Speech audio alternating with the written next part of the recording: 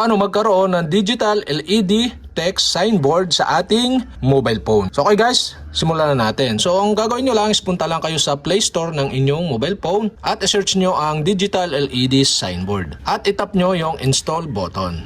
So after nyo ma-install, pwede nyo itap yung open para mabuksan yung application or punta kayo doon sa mismong app. So ito siya.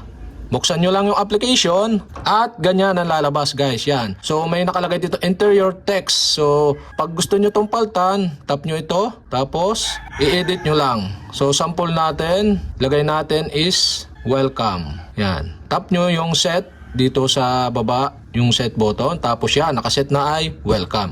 So pwede nyong i-adjust yung speed, pakanan para mas mabilis or pakaliwa para mas mabagal. So center lang natin. Pwede rin yung paltan yung size, palakihin, yan, or paliitin. Yan guys. So try nating medyo malaki, mga 150%. Tapos yung kulay niya, pwede nyong paltan, tap nyo ito. Gagawin nating red. Yan, tap nyo yung set para mapaltan ng kulay. Yan guys. So welcome na ang nakalagay. Tapos ito, yung black, yung set a color. Try natin ng yellow. Yan, set. Yung background niya. Pero parang mas maganda ang black. So balik natin dito sa black.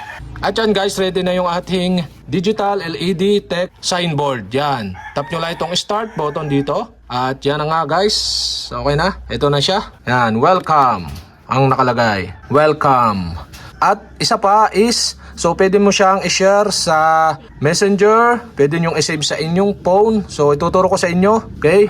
So okay guys, ang gawin nyo lang, balik ulit tayo dito sa app. At kung gusto nyong i-share sa Facebook or Messenger or i-save nyo sa phone nyo, tap nyo lang yung share button dito.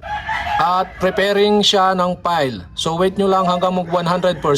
At ganyan guys ang lalabas. So magpa-pop up sa baba. So pwede nyong i-share sa chat, save to my file, or pwede nyong i-send sa Gmail or share it. Yan guys. So try nating i-save sa file. Yan, tap nyo yung save to file at pili kayo ng folder, save, at yan, successful na nakasave. So try nating puntahan dito sa file natin. Yan.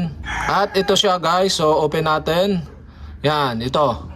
So nakalagay siya is welcome. Pag gusto nyong ilagay na paganto, so pag ayaw, i-open nyo lang yung auto rotate ng inyong cellphone. At yan guys, so ganito ang lalabas. Yan, welcome. So okay guys, yan, sana nakatulong itong video to and thank you for watching.